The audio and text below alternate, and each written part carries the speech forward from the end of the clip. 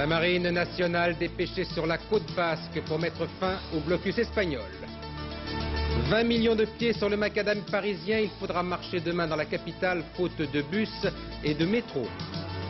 Italie, Bulgarie, Argentine, Corée du Sud. Dans ce paquet, il y a le futur adversaire de l'équipe de France. 2 matchs retransmis tout à l'heure sur Antenne 2, c'est à 20h. Et puis ce mardi 10 juin 1986, 445 jours de détention pour Marcel Carteau et Marcel Fontaine. 384 jours pour Jean-Paul Kaufmann et Michel Seurat, 94 jours pour l'équipe d'Antenne 2 et 34 jours pour Camille Sontag. Les otages français du Liban n'ont toujours pas été libérés. Madame, Monsieur, bonsoir. Demain, les Parisiens useront leurs semelles pour cause de grève de transport. Quasiment pas de bus et pas de métro dans la capitale. C'est le premier grand mouvement social de cette semaine, fort chargé, qui commence donc avec cette grève de la RATP. Ça commence ce soir à partir de minuit. Et une crainte déjà, une crainte pour les responsables de la circulation. Paris risque fort d'être terrassé par une embolie. Françoise Champet. Voici ce qui risque de se produire demain matin. Dès la première heure, embouteillage, bouchons, engorgement, le pire est à craindre. La préfecture a pris ses dispositions, renforcement des effectifs sur Paris et la petite couronne, surveillance électronique des points chauds, 130 caméras qui surveillent en permanence les automobilistes parisiens. Ici, au centre de contrôle de la circulation, on est optimiste. Les 15 permanents affectés à la journée de demain sont prêts à parer au pire. Vous revenez sur ce secteur, on est en train d'engorger la place de la Concorde.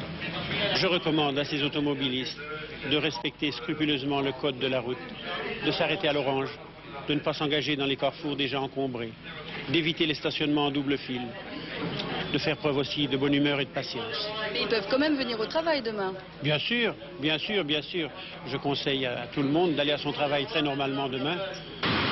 Autre conseil de la préfecture, partagez votre voiture. Si vous habitez en dehors de Paris, faites le voyage à plusieurs. Et puis pour ceux qui peuvent éviter de se déplacer dans la capitale, restez chez vous. Je reste à la maison. On vient pas demain. On ne vous pas. Vous restez chez vous. Oui, normalement, oui. Exactement. À pied. À pied, toute la journée. Oui, ça sera pas plus mal d'ailleurs. Vous mettez des baskets alors? Très bien. Vous avez compris, demain, l'arme absolue, imparable, une paire de baskets et puis surtout, une bonne dose de patience. Reportage Françoise Champet et Jean-Jacques Le Garec. Blocus donc peut-être demain à Paris, mais blocus déjà depuis hier dans le port d'Hendaye, où près de 300 chalutiers espagnols empêchent tout mouvement à l'entrée et à la sortie du port pour protester contre le refus qui leur est fait de pêcher dans une zone contestée entre la France et l'Espagne. Pour mettre bon ordre à tout cela et pour rouvrir le port, plusieurs bâtiments de la Marine nationale ont fait route ces dernières heures vers le Pays basque. Bruno Ledreff. La Royale contre l'Armada espagnole. Au large de la baie d'Hendaye, 4 navires montent la garde depuis cet après-midi. 2 bâtiments de la marine française et 2 vedettes des affaires maritimes. Bord à bord, dans l'embouchure de la Bidassoa, bloquant la sortie des ports de Fuenterrabía en Espagne et d'Hendaye en France, près de 250 chalutiers espagnols. Un nouvel épisode de la petite guerre de la pêche que se livrent les marins basques, français et espagnols depuis des années. L'origine de ce conflit s'appelle C8, comme à la bataille navale. C8, c'est cette zone triangulaire de quelques milles de côté à 50 km des côtes landaises. Depuis des générations, les Espagnols ont l'habitude de venir poser leurs lignes dans ces parages très poissonneux. Avec l'entrée de l'Espagne dans le marché commun, le 1er janvier dernier, ils n'en ont plus le droit, ce qui provoque leur colère. L'administration française et le pêcheur français doivent comprendre qu'on ne peut pas nous mettre à des conditions qui sont pires qu'avant l'entrée du traité. Ce traité d'adhésion de l'Espagne au marché commun a donc paradoxalement aggravé la situation. Ce soir, 200 marins français se trouvent au chômage technique. L'ambassadeur d'Espagne à Paris a été convoqué au ministère des Affaires étrangères. À 10 jours de l'anniversaire des émeutes de Soweto, de très violents affrontements en Afrique du Sud, dans le bidonville de Crossroads, il y a au moins 5 morts et des dizaines de blessés lors de véritables combats de rue entre factions noires opposées. Commentaire Jean-Marc Idouze. Noir contre noir, 2 factions. À coups de pierre, de lance, de hache, la bataille rangée qui depuis un mois ravage périodiquement le gigantesque bidonville de Crossroads a pris depuis hier l'allure d'une véritable guérilla. Pour la première fois, Ici, des armes à feu font leur apparition. Voilà le camp de ceux qui s'appellent eux-mêmes des camarades, de très jeunes gens, pour la plupart. Ils appartiennent à une génération anti-apartheid, dont l'irrépressible colère vise directement les notables noirs du ghetto, qu'ils accusent de racket et de collaboration avec le pouvoir blanc. Les ennemis mortels des camarades les voici, pistolets au poing eux aussi. On les appelle les pères ou les vigiles. Signe distinctif, un bandeau blanc au bras. Ici, curieusement, en compagnie d'une police qui dément les favorisés ou faire preuve d'une passivité sélective, comme l'en accuse cette femme, membre d'une organisation religieuse. J'ai vu la police laisser sans broncher un homme se faire massacrer à la hache, dit-elle.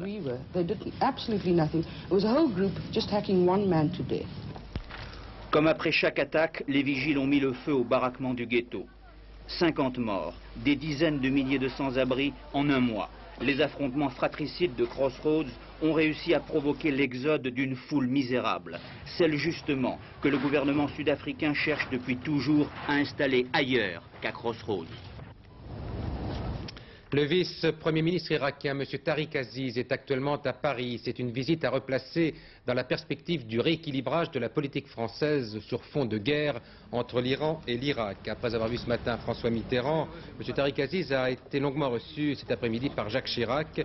Le Premier ministre et le ministre irakien que vous voyez ont tous deux déclaré à la fin de l'entretien que Paris et Bagdad avaient consolidé leurs relations de confiance et d'amitié. M. Tariq Aziz qui affirme par ailleurs que l'Irak n'est pas inquiet de voir la France amorcer un réchauffement de ses relations avec l'Iran. C'est donc la nouvelle politique de réchauffement donc, entre Paris et l'Iran qui était au centre des conversations.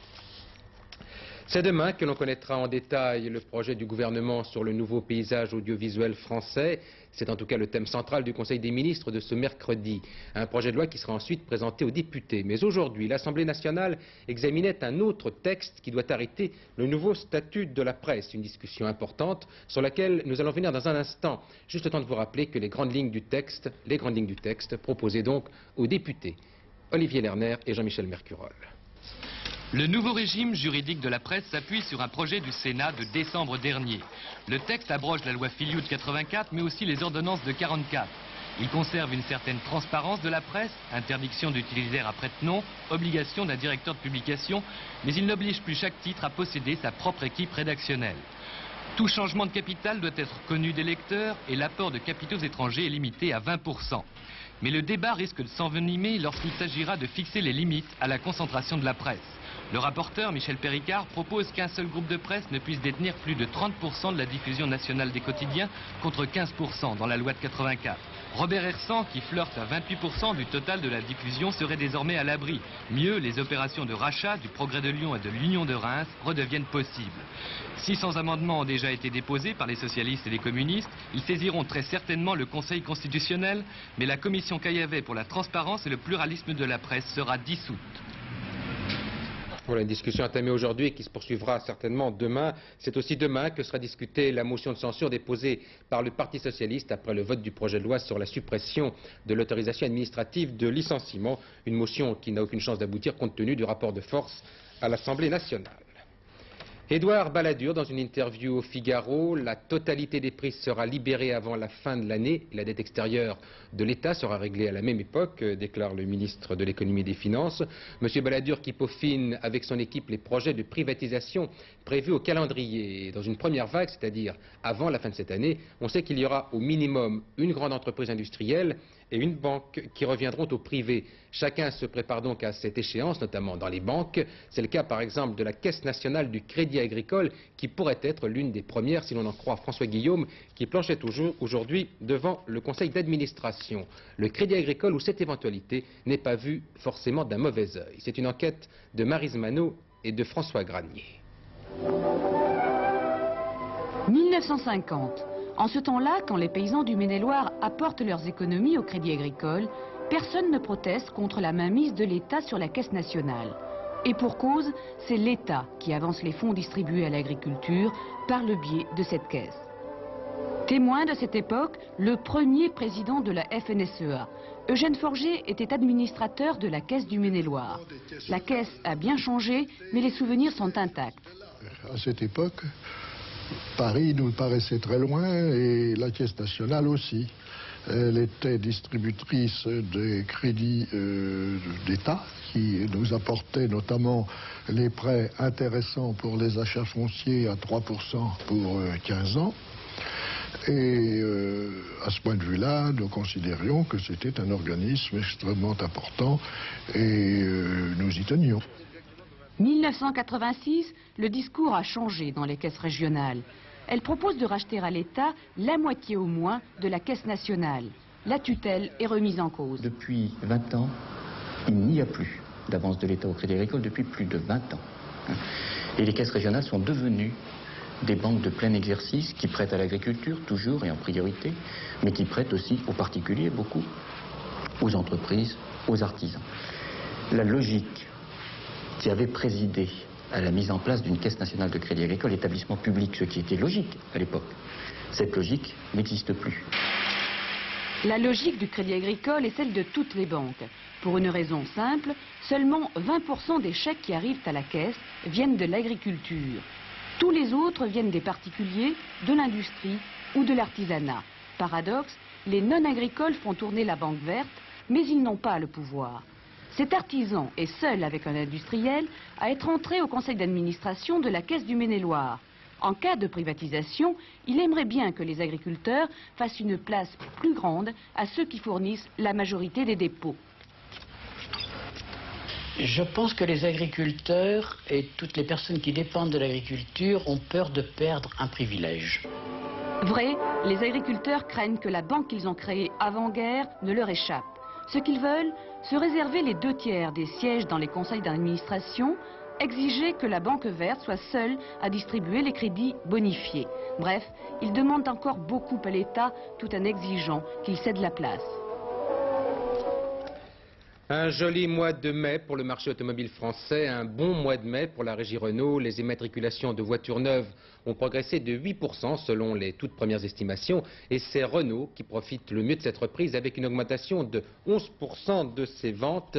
Principale locomotive, si l'on peut dire, la Renault 21 qui démarre très fort. Le groupe Peugeot-Citroën enregistre en revanche un tassement tout comme les marques étrangères qui représentent néanmoins plus de 35% du marché français encore pour ces statistiques.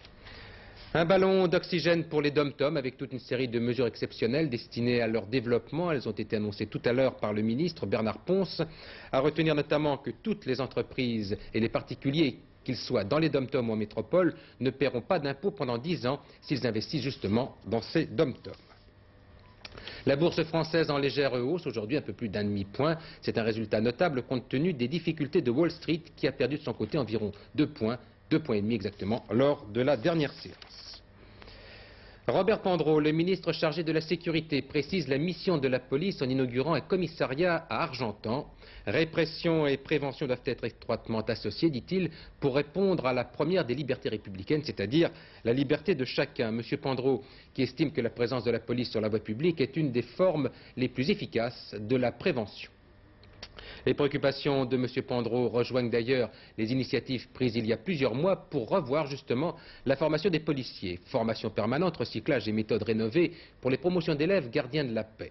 En décembre dernier, il y a 6 mois donc, Gaël Monlahuc et Claude Sicard étaient allés examiner de près ces nouvelles méthodes de formation pour des policiers qui sont maintenant en fonction, qui sont dans la rue. Ils s'étaient rendus à Houbières, près de Clermont-Ferrand, dans un petit centre où une trentaine d'élèves découvraient alors leur métier. Voici leur reportage. Bonjour, j'ai porté plainte, on m'a volé mon sac à main. Qu'est-ce que vous voulez que j'y fasse? Il y a 15 par jour, on m'a fait le sac à main. Bon, on coupe.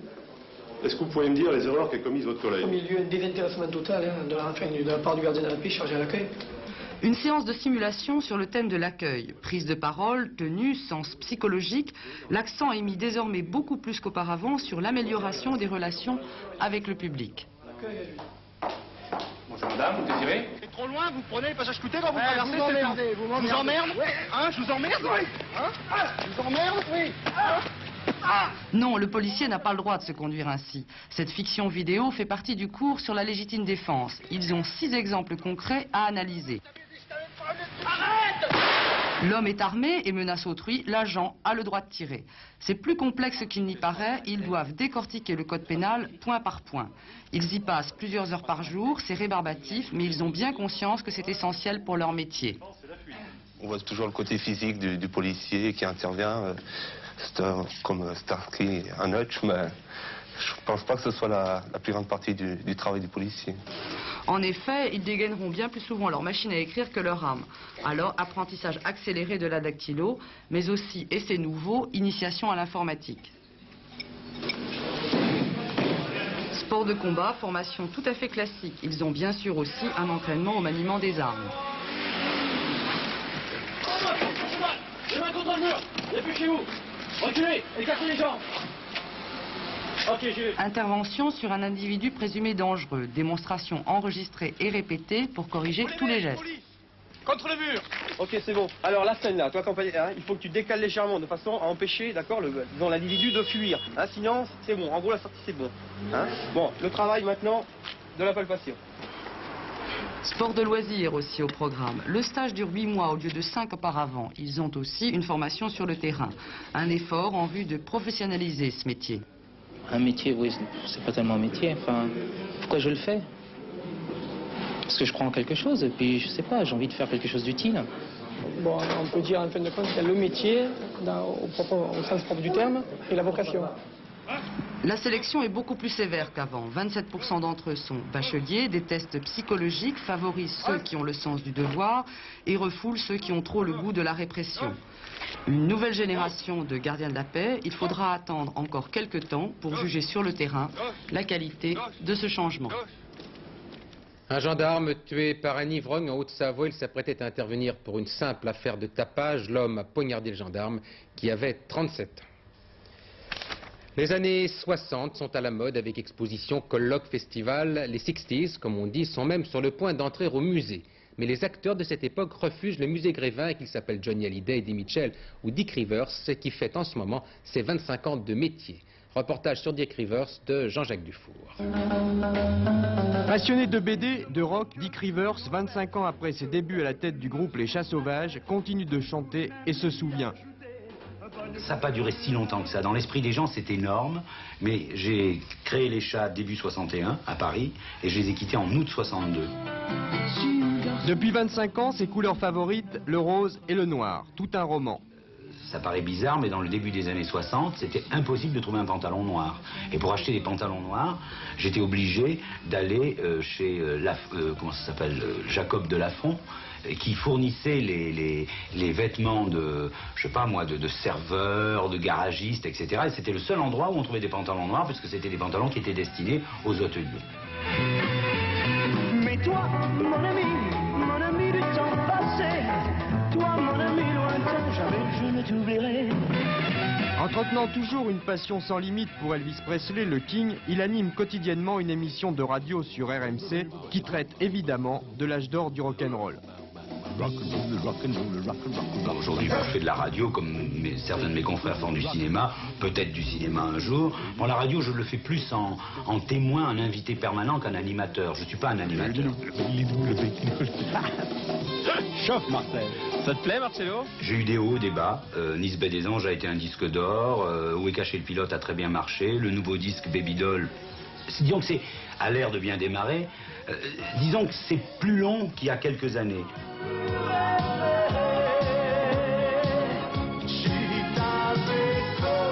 Originaire de Nice où ses parents étaient bouchers, Hervé Fornieri, alias Dick Rivers, n'en continue pas moins de faire régulièrement des tubes, toujours fidèle à la musique qu'il aime.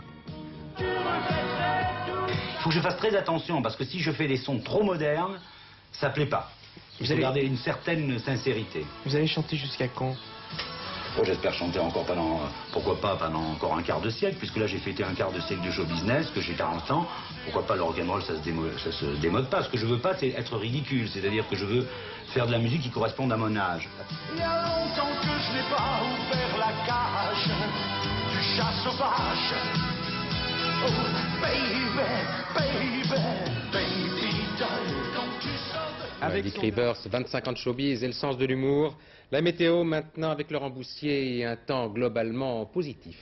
Absolument. Il a fait beau et il va faire beau. Entre les deux, trois petits nuages qui viennent faire un petit tour et puis s'en vont. Regardez la photo satellite avec aujourd'hui toute une moitié est de la France extrêmement ensoleillée et puis une perturbation, là, ce qui était sur la moitié ouest, une perturbation d'une dépression située sur l'Écosse. Ces nuages qui, dans la nuit et demain matin, vont regagner tout l'est du pays. On les retrouve demain sur la carte du temps prévu pour demain, sur l'extrême sud-est du pays. Regardez la carte du temps prévu pour demain. On les retrouve là, entre la Provence, la Côte d'Azur et la Corse, où ils donneront encore un temps peut-être légèrement orageux partout ailleurs et surtout sur la moitié est. Un temps très beau, très ensoleillé. Quelques petits nuages un peu plus nombreux de la Picardie à l'Aquitaine, des nuages qui deviendront encore plus nombreux mais sans précipitation sur la Bretagne, sur la Normandie, sur le Cotentin disons, et sur les Pays de la Loire, le tout accompagné de vents d'ouest-sud-ouest relativement modérés. Côté température, eh bien elle ne change pas, c'est presque les mêmes qu'aujourd'hui. Peut-être en légère baisse sur la moitié nord, de 16 à 24 degrés sur la moitié nord, 20 degrés à Paris, 24 degrés dans l'Est, 16 degrés à Cherbourg et à Brest, et de 20 degrés à Bordeaux et à Biarritz jusqu'à 25 degrés à Perpignan, 26 degrés à Nice et en Corse. Pas de problème de ce côté-là. Sachez que cette douceur arrive sur toute l'Europe, puisque demain il fera 18 degrés à Londres en Angleterre et 26 degrés à Palerme en Sicile. Notre agenda pour terminer. Demain sera le mercredi 11 juin, le soleil se lèvera à 5h49, se couchera à 21h52, une petite minute de soleil en plus. Nous fêterons les Barnabés, puis sachez que nous arrivons maintenant dans les jours les plus longs de l'année. Dernières informations aux environs de 23h25 avec Daniel Lecomte après le football. Premier match, c'est dans quelques instants, juste après la réclame, avec Argentine, Corée du Nord. Bonne soirée footballistique et à demain 20h.